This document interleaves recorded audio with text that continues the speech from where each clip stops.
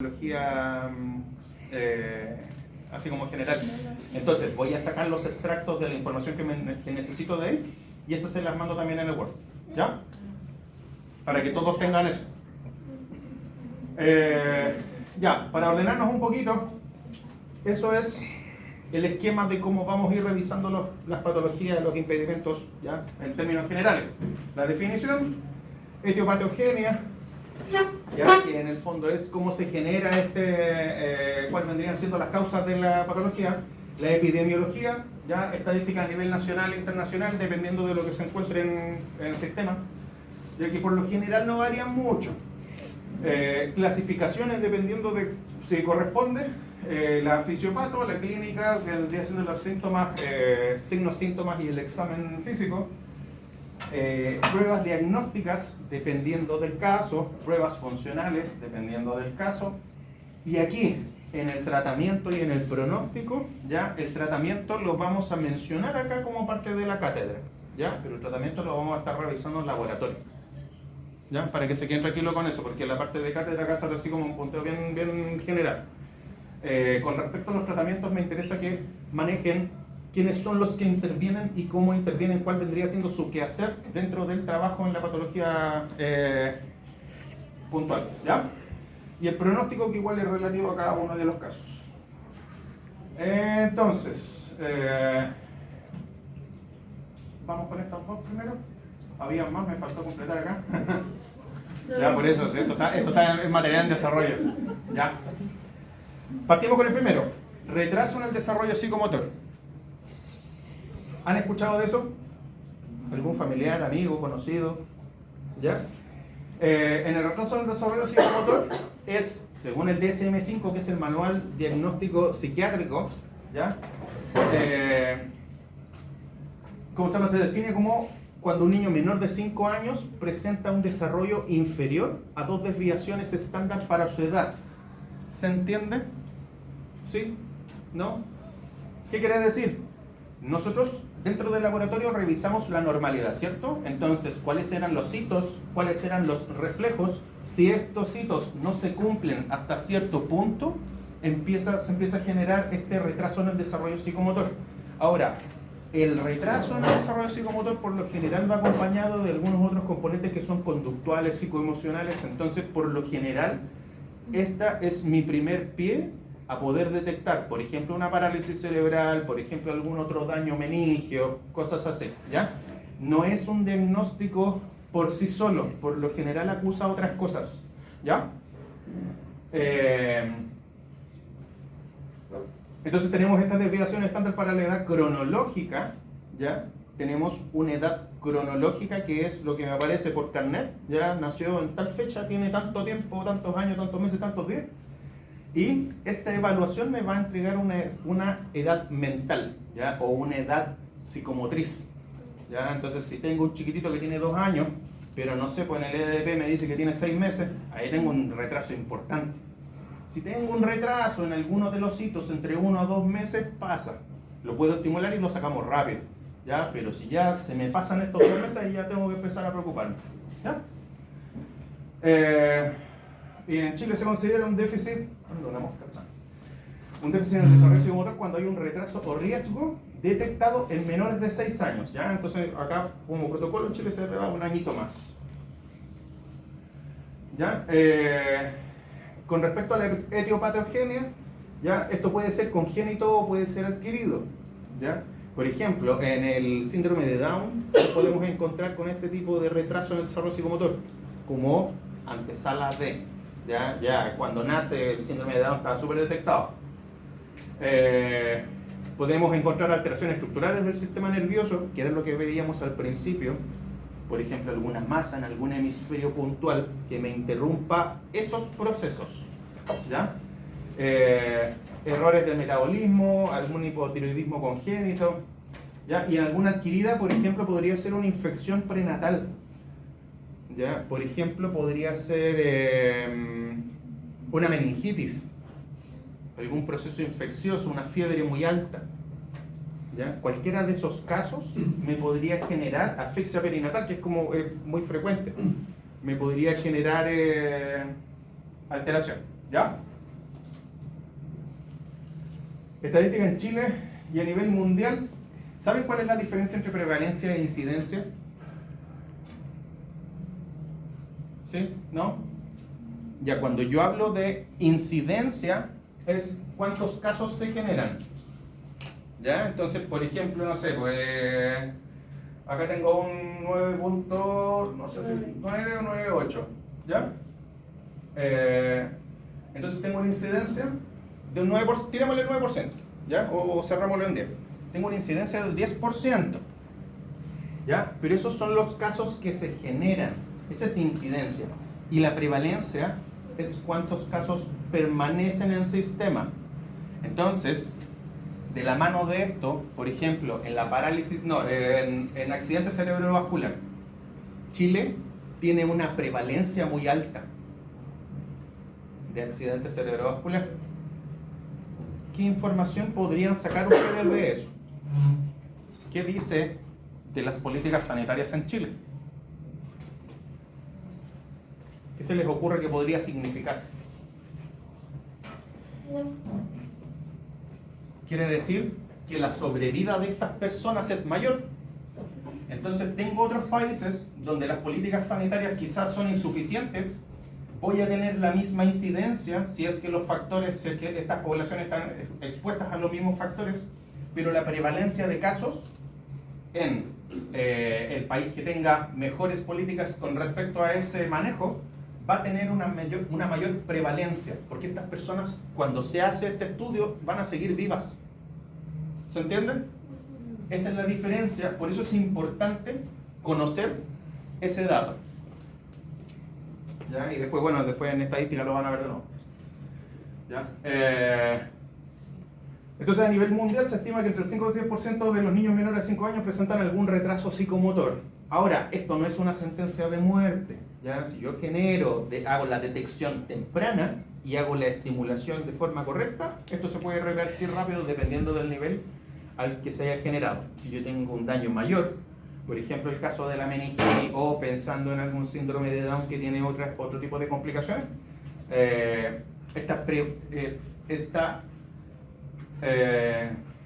¿cómo se llama? Estos casos van a pasar a formar parte de la prevalencia. ¿Ya? Clasificación. Tenemos dos sistemas de clasificación, ¿ya? El primero, el de arriba, ya que es RDSM, retraso del desarrollo psicomotor. Ya tenemos uno que es global, ¿ya? Y otro que es motor. ¿Cuál podría ser la diferencia entre esos dos? Si yo les expliqué que el cerebro no solamente comandaba la parte motora, ¿cierto? Entonces, si yo les digo que es global, ¿qué podría afectar? La cognición. Por ejemplo, procesamiento de información, sensitivo, ¿ya? Aunque es más raro por lo general la parte sensitivo-sensorial se asocia a autismo, ¿ya? Pero sí puede ser, ¿ya? Emocionales, ¿ya? Pero por lo general va de la mano a la parte intelectual. Y después tengo este predominio motor, que es solamente de las partes motoras, y la parte cognitiva e intelectual por lo general va de acuerdo a la edad. De acuerdo a la edad, no sé, porque la comunicación visual, monosílabos, ¿ya? Manteniendo la proporción de la edad en la que realicemos la evaluación. Y después tenemos otra clasificación, ¿ya? Que esto va según tablas. Después vamos a revisar estas tablas de evaluación que, por ejemplo, no sé, puede ser el mismo EDP, que es ¿cómo se llama? Es un sistema de evaluación de retraso psicomotor, ya que tenemos el retraso leve, moderado y severo, ¿ya? Y dependiendo de cuál sea el retraso motor que nos encontremos, podemos con esto realizar algún tipo de proyección. ¿Ya? Como fisiopatología, ocurre alguna alteración en el desarrollo normal del sistema nervioso, ¿ya? A nivel central, mayormente central y en ocasiones periférico, ¿ya?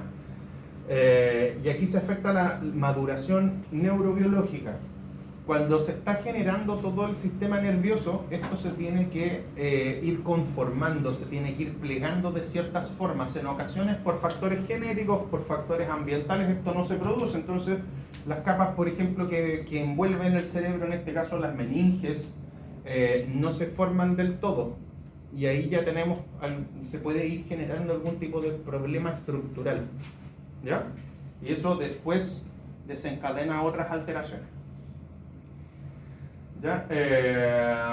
Genético, metabólico, algún traumatismo, ¿ya? Cualquier factor en realidad que ustedes se puedan imaginar nos podría generar algún tipo de retraso en el desarrollo psicomotor. Acuérdense que esto, retraso en el desarrollo psicomotor, no es un diagnóstico de base, ¿ya? Está asociado a algo. ¿Ya? Es muy raro que vaya solo. ¿Ya?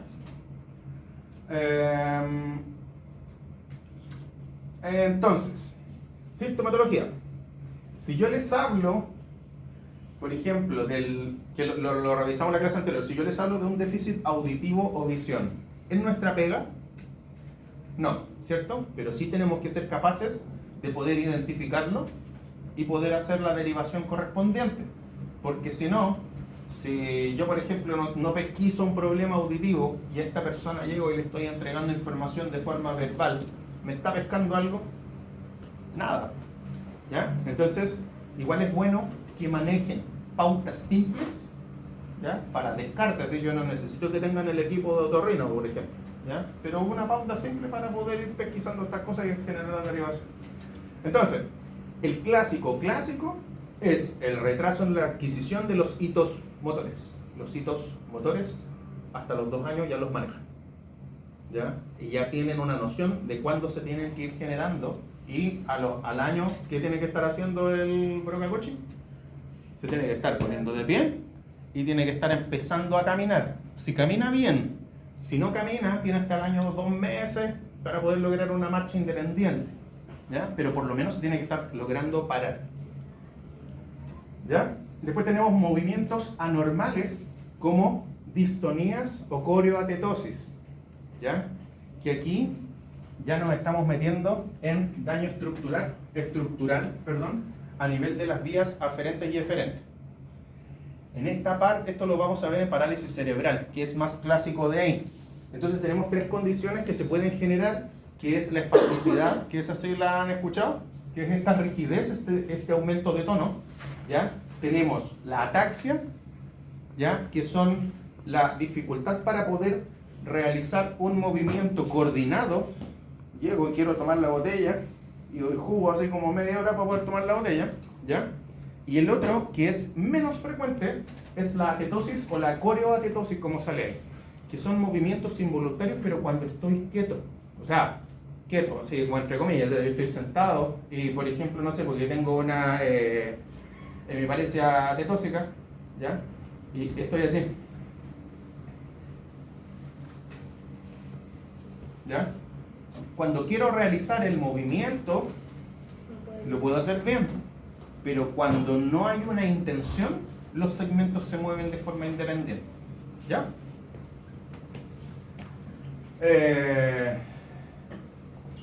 Y distonía en el fondo es como, tengo alteración en el tono, pero es más inespecífico, ¿ya? Si tienen dudas, cuando vayan a generar alguna ficha, alguna evaluación así como inicial, si tienen dudas con respecto al tono, sobre todo los más chiquititos, no saben si es atáxica, espástica, tetósica, es válido que pongan una distonía, ¿ya? Después tenemos el retraso cognitivo y del lenguaje. Después tenemos alteración del contacto social, ¿ya? Donde podemos tener un posible espectro autista. A todo esto, el autismo ahora se clasifica como SEA, ¿ya? No como TEA. El SEA como condición del espectro autista, ¿ya? Y después dentro de la clínica nos podemos encontrar con una hipotonía inicial o una hipertonía con signos neurológicos focales que podrían ser en un brazo, en una pierna, en medio cuerpo, ¿ya? Y nos vamos a encontrar con reflejos persistentes, ¿Ya? ¿Cierto que los reflejos tenían que desaparecer en algún momento? ¿Ya? Puede que no se encuentre en el reflejo, ese es un caso, o puede que el reflejo persista más allá del tiempo en el que tiene que desaparecer. Por eso la importancia de hasta cuándo dura el reflejo. ¿Ya? ¿Queda claro hasta acá? ¿Sí? Les voy a mandar esto. No se preocupen, no se estresen. Y las patologías las vamos a seguir viendo durante la asignatura. ¿Ya? Ya. Dentro de la clínica, primero tenemos que hacer la anamnesis. Dentro de la, ¿han visto ficha clínica? ¿Han hecho algún esbozo? Ya. ¿Qué considerarían ustedes dentro de la ficha? Fuera del nombre, fuera de... Ya, por ejemplo, considerando un chiquitito que tenga, no sé, 8 meses, 10 meses. ¿Qué considerarían ustedes? Antecedentes perinatales. Bien. Ya, porque por ejemplo pudo haber tenido alguna asfixia perinatal. ¿Ya? ¿Qué otro aspecto considerarían? Historial de control del embarazo. También. Antecedentes del parto. Ya, por ejemplo, los perinatales. ¿Ya? ¿Otra cosa? Las vacunas, sí. Sí, no es tan relevante, hay hartos estudios que descartan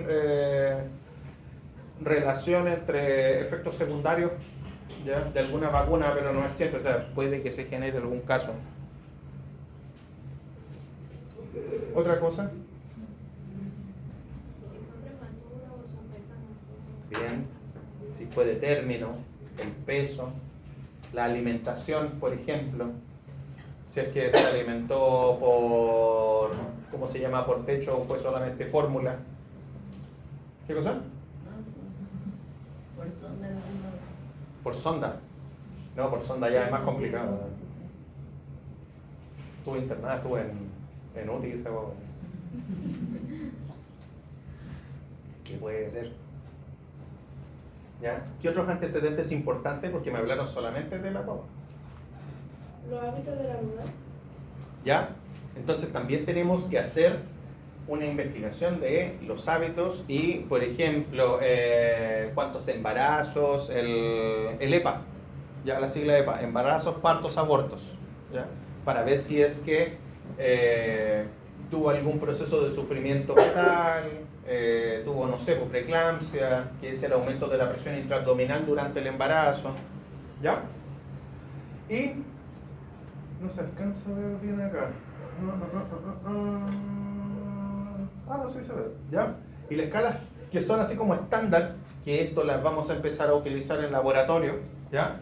El EDDP y el TEPS. Deberían estar los dos manuales en el, ¿cómo se llama? Las páginas de ministerio, ¿ya? Entre paréntesis, a nivel ministerial, todos los manuales MinSal están disponibles en sistema, ¿ya? Si no están como manual MinSal, pueden buscar por fuera, ¿ya?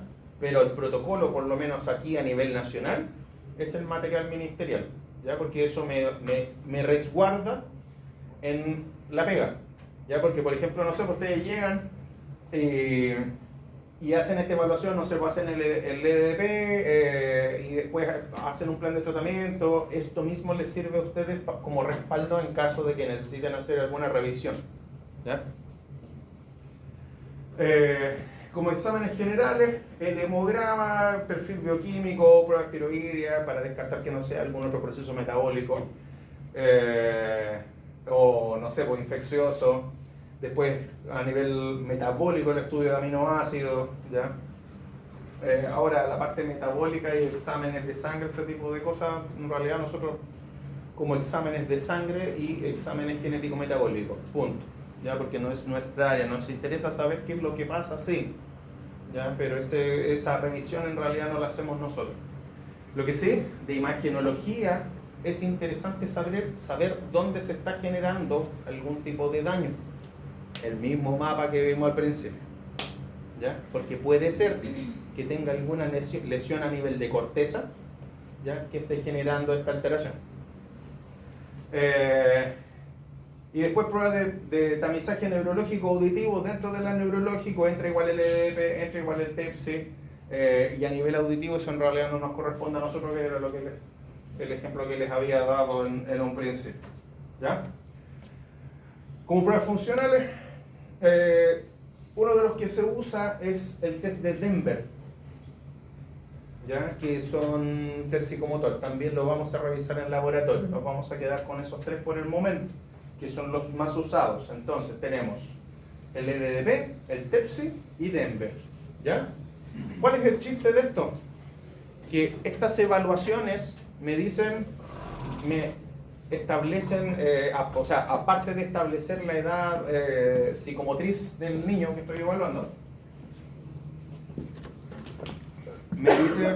me pautea qué es lo que puede hacer y qué es lo que no. Entonces, me está dando la pista al tiro de dónde empezar a trabajar. Estoy haciendo la evaluación. Logró sentarse. Logra posición de 4 apoyos. No logra gateo. Por pauta. ¿Qué tendría que empezar a trabajar? Desde gateo en adelante, porque el otro ya lo logró. ¿Ya? Y esto, en términos generales, cuando trabajemos en el área de neuro. ¿Ya? Tratamiento, estimulación temprana. Mientras más estímulo podamos meterle a la, ¿cómo se llama? A la rutina, ya mejor.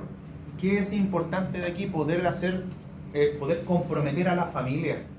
Porque es la típica que de repente nos encontramos un caso, sobre todo cuando hay algún tipo de riesgo psicosocial, que o los papás, o todos trabajan en la casa, o por ejemplo, no sé, pues la mamá está con una depresión postparto y no quiere ni ver al cabrón chico, todavía está con esa sensación así de que no es, es como que no fuera su hijo, ya, o no lo reconoce, o no quiere hacerse cargo. Entonces hay diferentes situaciones que igual hay que tratar de investigar, porque con nosotros va a estar 1 hora.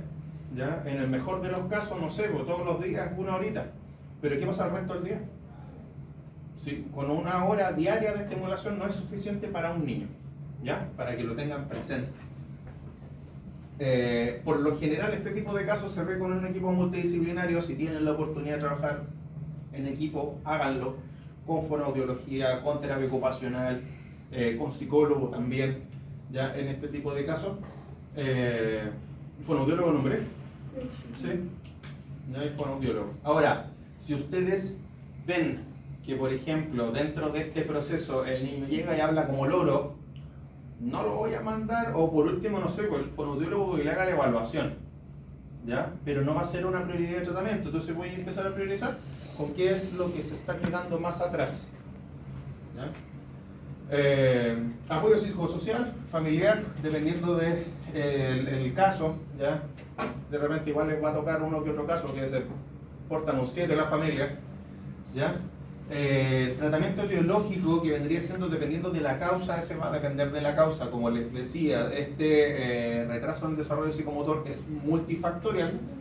Educación a los padres, ¿ya? Siempre. Y si ustedes ven que de repente llega con un papá, de repente llega con el papá, de repente llega con la mamá, de repente llega con la abuela, ¿ya? Van a tener que comprometer a uno de ellos a que se haga cargo de todo el tema, ¿ya?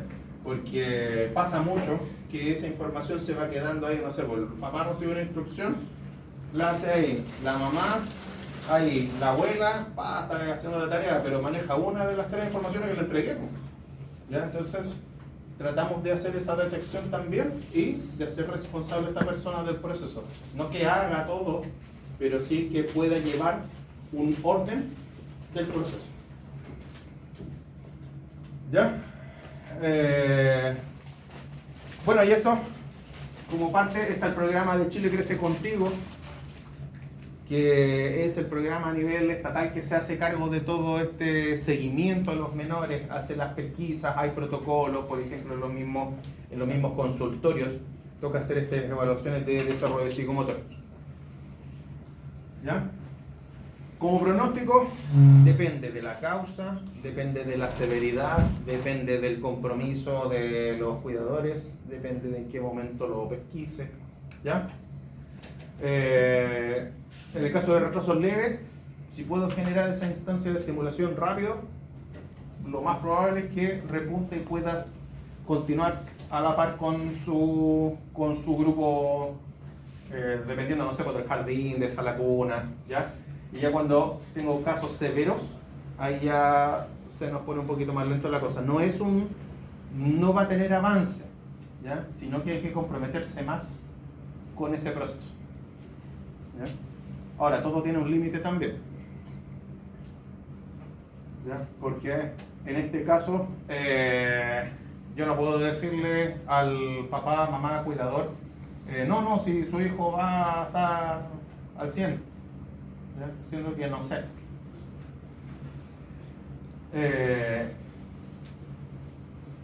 Respiratorio, la parte respi es muy rápida, ¿ya? Por lo general, no sé, pues nos llega un caso que hay que hacer KTR, 5 sesiones, 10 sesiones como mucho en un chiquitito y está bien. La parte de trauma, ya dependiendo si es una fractura, en un niño 2 o 3 meses ya lo tenéis corriendo, ¿ya? Pero en el caso de... y no quiere decir que el hueso haya pegado por completo, pero el niño va a estar corriendo igual. Pero en el caso de neuro, ya la proyección es más lenta.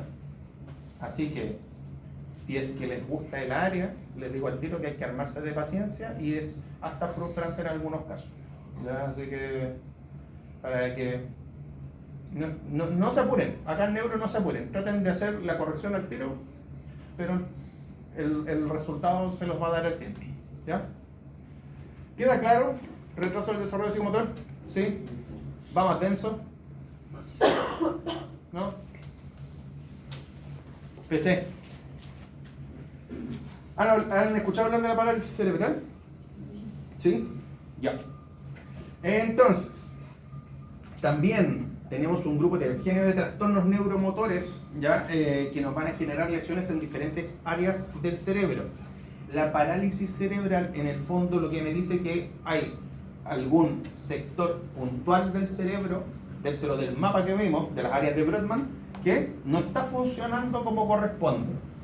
Mismo caso, si yo tengo una parálisis cerebral de la parte motora del hemisferio derecho, voy a esperar que la sintomatología sea solamente en la parte motora de mi cuerpo izquierdo, ¿cierto? ¿Ya? Pero también se pueden ir dando en otros sectores del cerebro, ¿ya? Por lo general esto es congénito, la parálisis cerebral es congénita, ¿ya? Que puede ser por alguna alteración perinatal, prenatal o postnatal, ¿ya? Pero, también se puede dar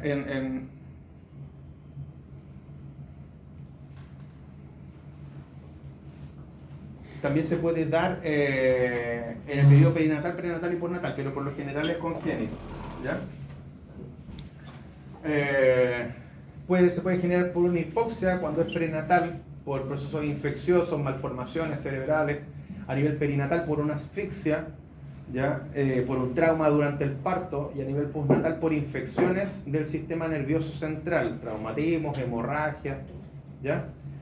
Y me quiero detener un poquito en la asfixia neonatal, que esto se puede generar así como más frecuentemente por estrangulamiento por el cordón, ¿ya? Sí, ese es súper frecuente haberlo escuchado, ¿ya? Y el otro es una aspiración meconial. ¿Han escuchado hablar de eso? El meconio es la primera caquita que tienen en la vida, es la que viene de fábrica, ¿ya? Entonces, a veces durante el parto o un poco antes del parto, ¿ya? La bobita no se aguanta porque estaba el baño ocupado, y se hace, ¿ya? Se hace caquita. Y este meconio queda ahí dando vueltas en la placenta y pasa a la vía respiratoria, ¿ya?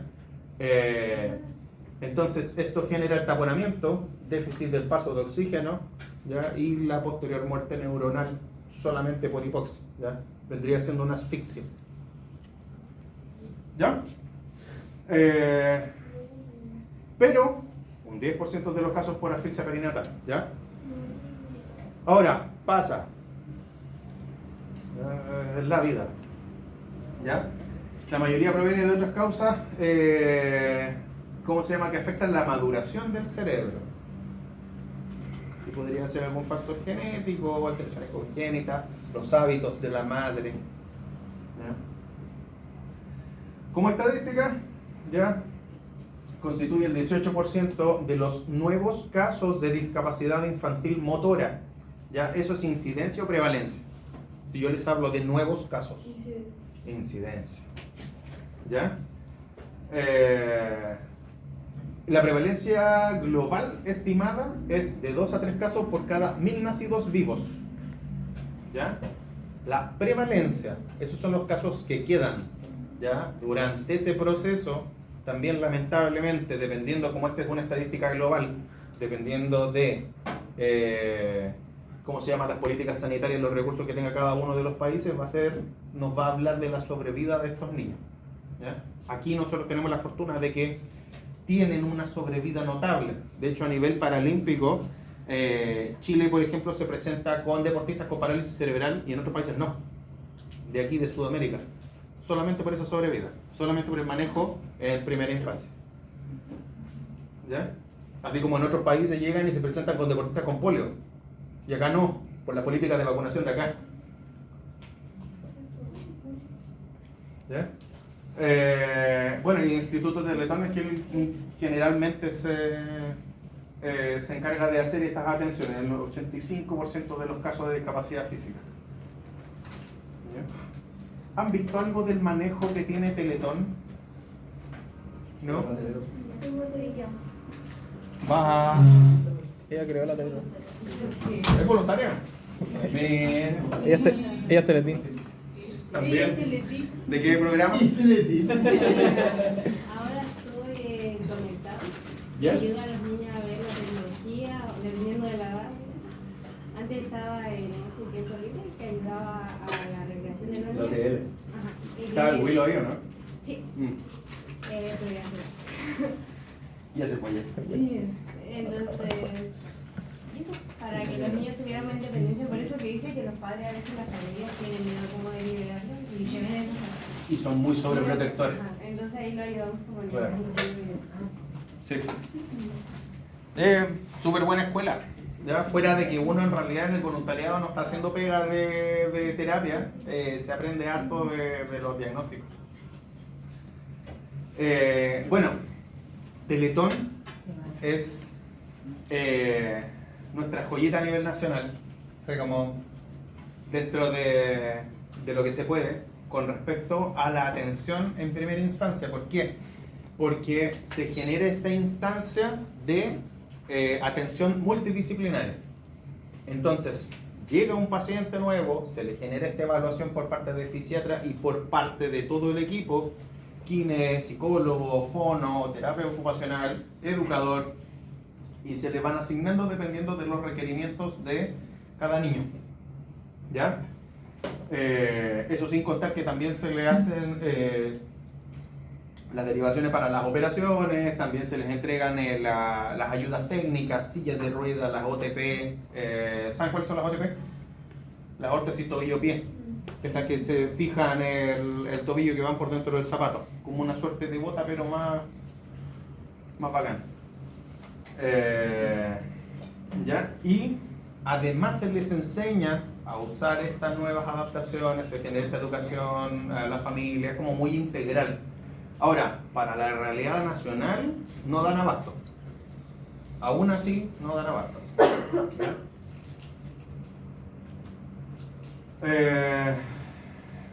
Clasificación. Según patrón motor, la parálisis cerebral, acá ya tenemos fijo. Espasticidad, ataxia, tetosis. ¿Ya? Entonces creo que lo dejé acá. Sí. Y acá vamos a hacer una pequeña pausa. ¿Cómo va? ¿Va bien? ¿Va rápido? ¿Va mejor?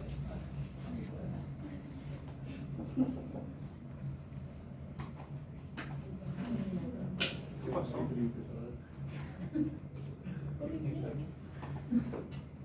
¿Qué bajó?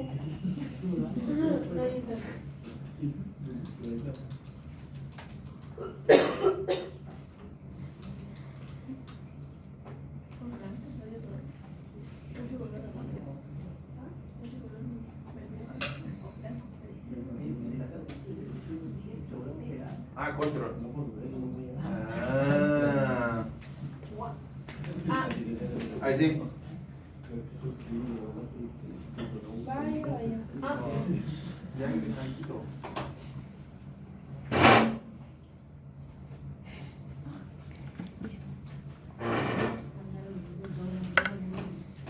sí. ¿Por qué no me deja? ¿Qué pasó? Copia el link.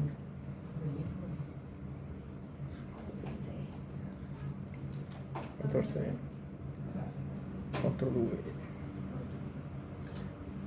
Enter.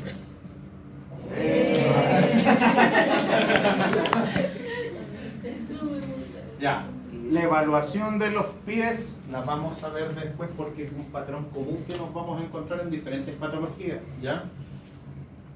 No es que no los vayamos a tratar, sino que es para hacer clases completas solamente de evaluación de pie. ¿Ya? Fíjense, esto es espasticidad, ¿ya? Fíjense en la rigidez de la musculatura, ¿ya? Aquí hay un patrón que no se nos está cumpliendo en las piernas, que por lo general, ahí por ejemplo hay rigidez, ¿ya? Pero hay una intención de caminar recto, ¿ya?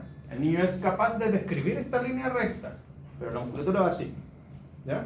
Por lo general se habla en adultos, cuando se genera un accidente cerebrovascular, se habla de una hemiparesia espástica. El mismo, ¿ya? Él tiene una espasticidad de libro, ¿ya? Entonces, ¿cuál es el tema? Que se genera un doble patrón, un patrón flexor en extremidad superior, ¿ya? Que la mano tiende... ¿Sí se ve? ¿Sí? ¿Ya? El brazo tiende a hacer esto y la pierna tiende a hacer esto, ¿ya? Entonces tengo un patrón flexor de brazo y un patrón extensor de pierna. ¿Por qué? ¿Por qué creen ustedes que se puede generar esto? Ahora, te dijo camina así, porque no quiere doblar la rodilla. ¿Ya? ¿Por qué creen que se podría generar esto? Por lógica no va. ¿Qué hacen normalmente ustedes con la pierna? Caminar. ¿Y qué están haciendo? ¿Qué fuerza están haciendo? Si dejan de hacer fuerza, ¿qué pasa? ¿Cierto? ¿Ya? Entonces, ¿qué fuerza están haciendo en la pierna? Están haciendo la extensión. Son músculos que normalmente son más potentes. Por estructura solamente, los gemelos se llevan al tibial anterior. ¿Ya? Entonces, tengo el mismo nivel de hiperactividad en toda la musculatura, pero los músculos más fuertes se van a llevar al segmento. ¿Ya? Entonces voy a tender a hacer eso con la pierna y lo mismo pasa con el brazo. Normalmente nosotros tendemos o a agarrarnos, ¿ya? O llevarnos cosas a la boca por actividades de alimentación, ¿ya? Normalmente nos estamos empujando, muy raro. Y cuando se encuentren con una persona que se dedica a hacer alguna actividad que implique empuje, cuando tenga espasticidad va a estar así. No va a estar así, ¿ya?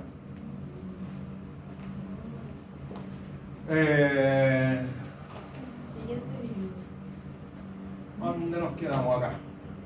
El copy-paste.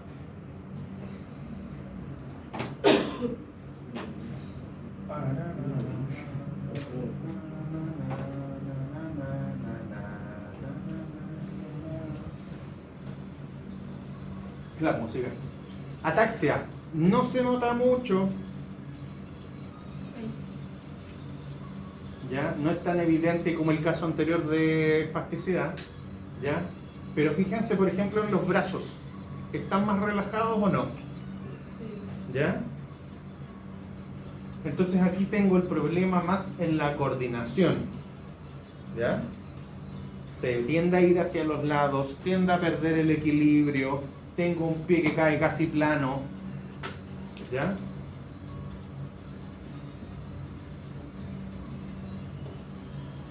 ¿Ya? Ahí está haciendo esto. ¿Ya? ¿Ya? Busquen después otros videos que les hagan donde la parte de espasticidad, de ataxia, se note un poquito más. Bueno. Y último, atetosis, que este ya es un poco más evidente.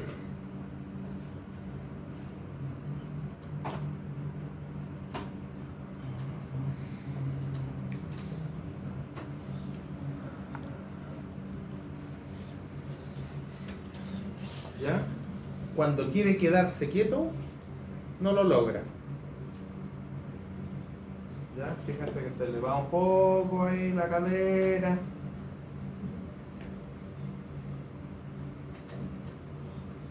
Es muy poco frecuente. Yo creo que he visto 3 casos de atetosis. De hecho, el semestre pasado llegó uno al CAP. Así que le dije al tiro al grupo, oye, aprovechen ese caso que está bueno. Vayan de cabeza. ¿Ya? Si yo a ese niño le doy la instrucción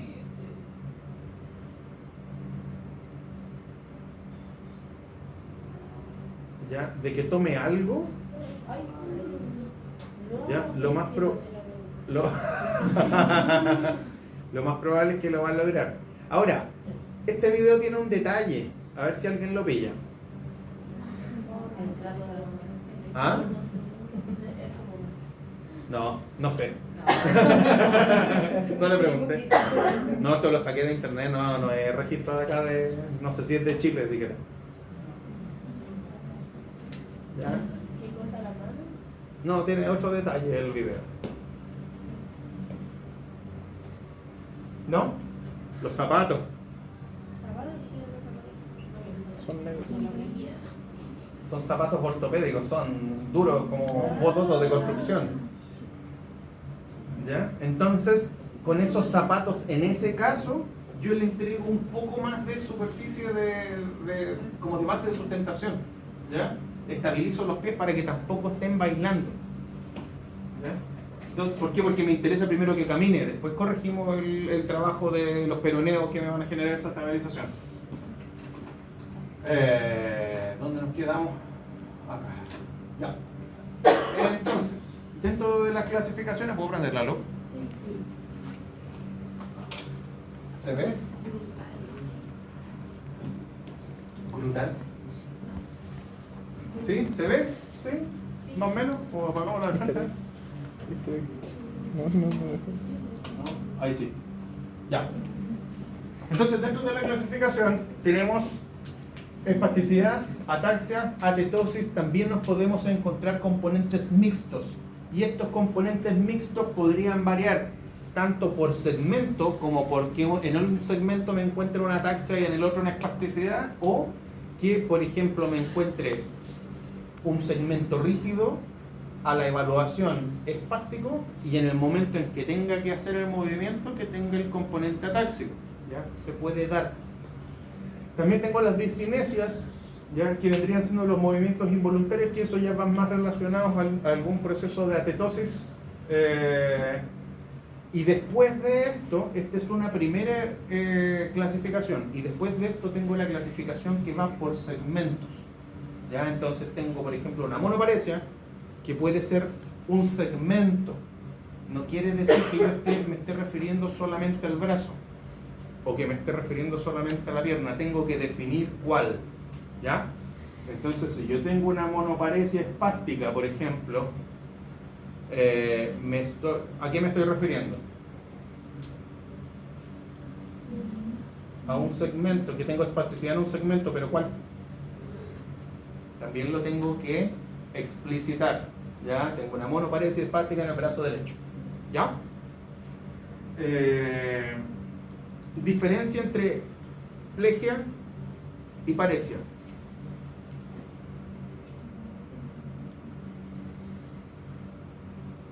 La paresia era pérdida de fuerza y la plegia era como pérdida del control de la extremidad.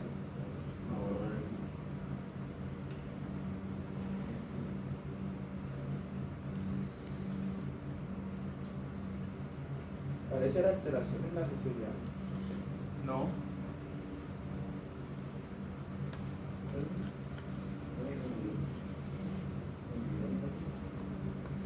¿Sí? ¿No? ¿Ya? Cuando hablo de hemiparesia, puedo tener una pérdida del control parcial o pérdida de fuerza parcial, ¿ya? Y cuando hablo de una hemiplegia, o sea, una plegia, perdón, ya es una pérdida completa del control, ¿ya? Puedo tener el componente espástico, pero si no tengo control, ya voy a estar hablando de una plegia, ¿ya? Entonces uno es parcial y el otro completo, que eso no me descarta el hecho de que tenga espasticidad, ataxia o atetosia. En el fondo me voy a referir ahí al control, ¿ya? Esa es una. Y si yo les hablo de una monoparesia espástica, mono, uno, paresia, parcial, ¿ya? Control, pérdida de control. Control parcial, espástica, que va a cursar con rigidez. De nuevo, mono, plegia, atáxica, mono, uno, plegia, no hay control, atáxica, con atáxica con, o sea, no podría ser porque necesito una pérdida de control, o sea, necesito una intención. Mira, ya, dejémoslo en atetósica, ya, tengo que tener el movimiento involuntario, ya, entonces era mono, plegia, atetósica, un segmento, y después de eso defino cuál, ya. Ahora, ¿qué pasa si yo les digo hemi medio cuerpo, ¿cierto? Que puede ser, también tengo que definir hemiparesia derecha, hemiparesia izquierda y una diparesia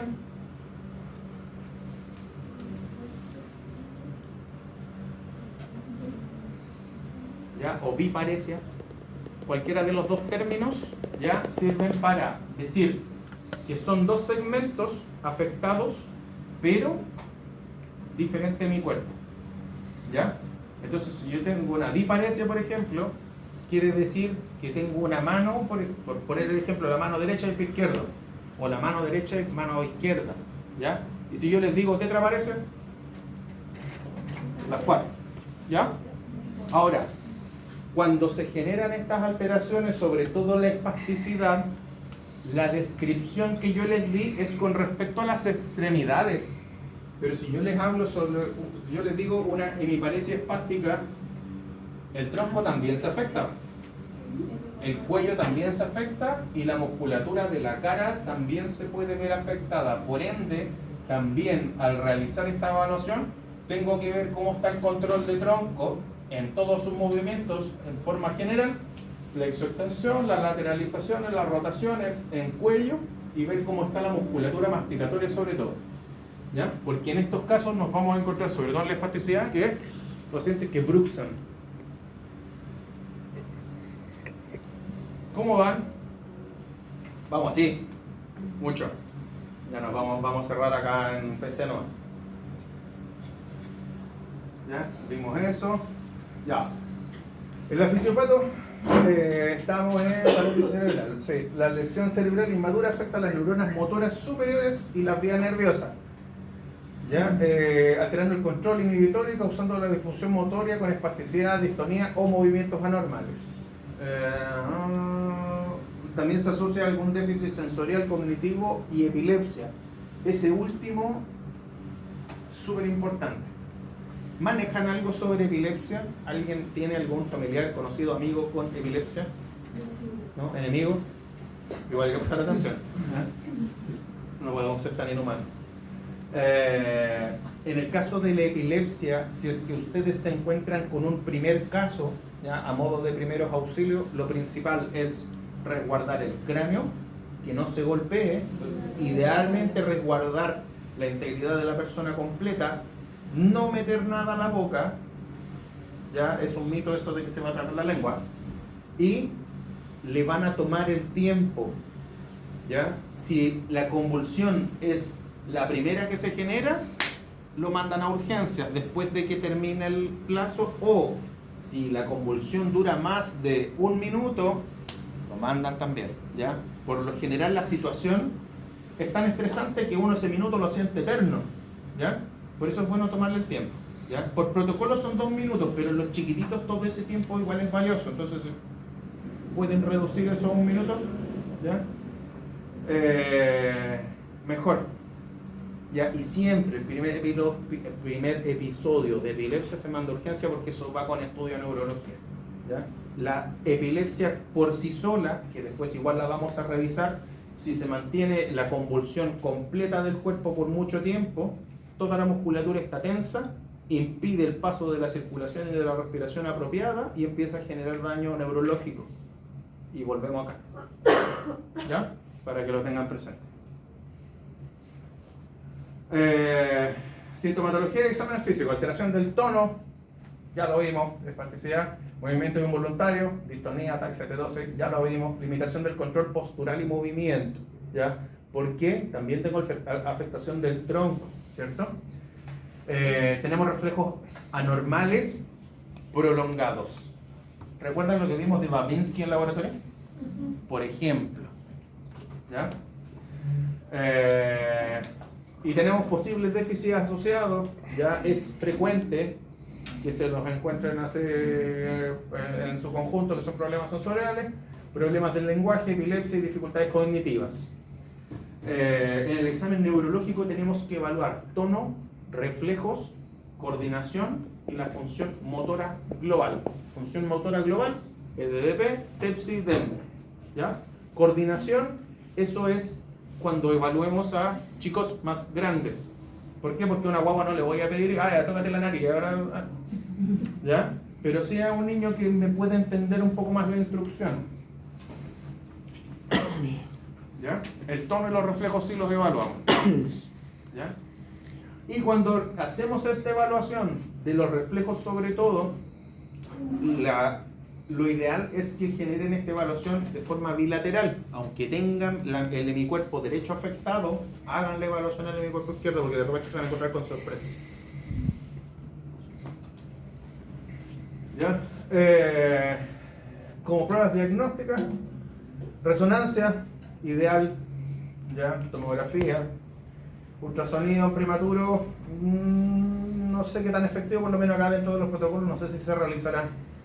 Electroencefalograma después, en caso de las convulsiones, evaluación psicológica, sensoriales o a posteriori, ¿ya? Y estudios genéticos y metabólicos sí.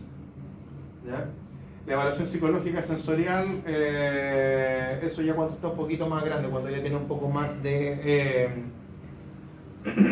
razonamiento sobre estímulos externos. ¿Ya?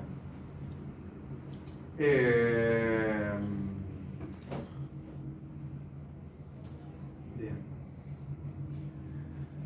Después, dentro de las pruebas funcionales tenemos pautas de evaluación, ya que aquí también nos pueden servir el EDDP, también nos puede servir Denver, también nos puede servir TEPSI, ¿ya?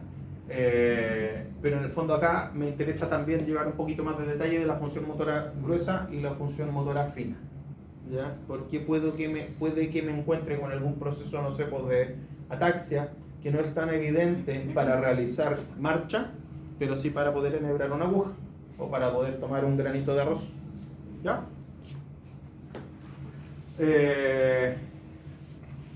Evaluaciones psicométricas adaptadas según la capacidad. Y aquí ya nos estamos metiendo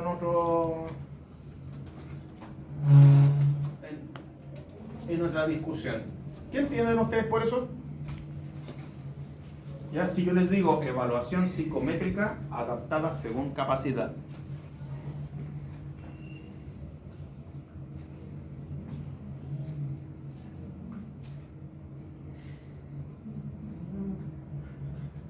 No alcanzo a salir allá.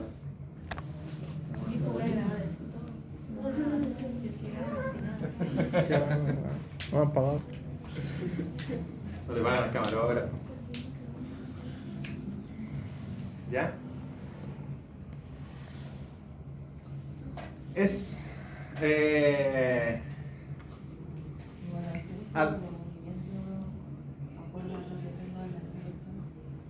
claro, es acorde a lo que tiene, pero es acorde a lo que logra también. ¿Ya? Entonces va a llegar un momento en el desarrollo de este niño donde ya yo no voy a tener un avance, de partida acá yo no voy a tener un agravamiento de la condición. ¿Ya? Yo parto con una base de aprendizaje, de patrones motores que viene con déficit, que se va a demorar un poco más. Entonces, en el fondo, yo tengo que adaptar todos mis criterios a lo que logra en ese momento el niño. Si a los 4 años el niño me está logrando estos motores de un niño de 2, yo tengo que adaptar mis procesos a esos 2 años que me sale según las evaluaciones. ¿Ya? Y los test de inteligencia, bueno, esos van asociados a todos los procesos de evaluación, no nos compete a nosotros, ya es pega de psicología, ya de psicólogo, pero sí nos interrumpen o nos pueden dar indicios de cómo generar este abordaje, que era lo que vimos en un principio sobre los procesos de aprendizaje. ¿Ya? Entonces, voy a tener líneas de trabajo, ¿ya?, dentro de las teorías del aprendizaje que van a ser más efectivas que otras, pero también va a depender del procesador de la computadora.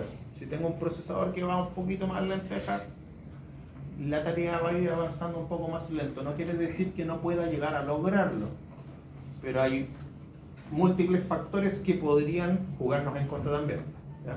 Tenemos que tratar de que esos factores externos sean los mínimos, tenerlos lo más controlados, lo más visualizado posible. Tratamiento multi, con TO, con kine, con fono, psicología, ya el manejo médico de la espasticidad con fisiatría. Por lo general, para la espasticidad dan medicamentos como por ejemplo el baclofeno, ¿ya? El baclofeno es uno de los más usados en adultos, ¿ya? Algún medicamento que sea, no sé, pues para las convulsiones, en caso de alguna crisis de epilepsia, ¿ya? Apoyos técnicos o ayudas técnicas que vendrían siendo órtesis, sillas de rueda, bastones, algún tipo de corrector. ¿Saben cuál es la diferencia entre órtesis y prótesis? ¿Sí?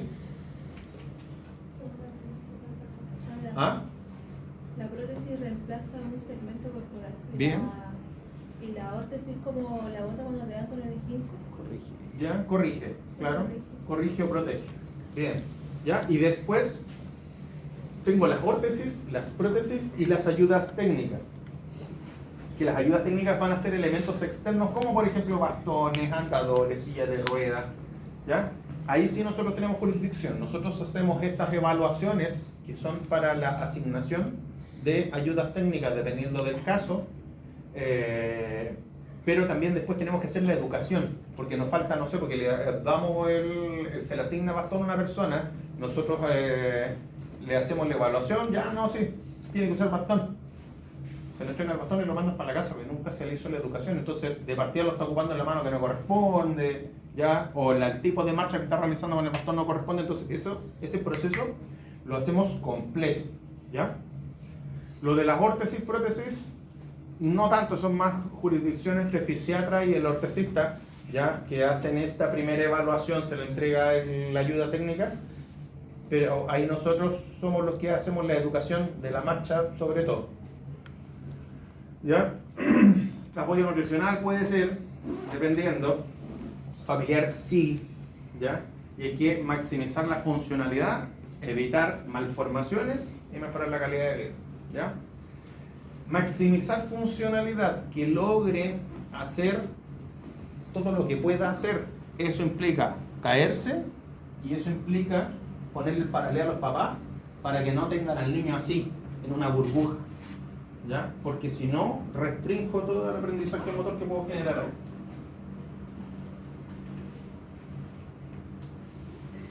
Pronóstico depende de severidad, depende de la lesión, depende de comorbilidades, va a ser muy variable. Igual que en el otro caso de retraso en el desarrollo psicomotor, ¿ya? También tenemos que contextualizar ¿cómo se llama? El pronóstico que podamos tener. ¿Se entiende? ¿Sí? ¿Cómo estamos en tiempo? Estamos bien. ¿Cuántos son? 4, 8, 12, 0, 10. 8, 12, 8.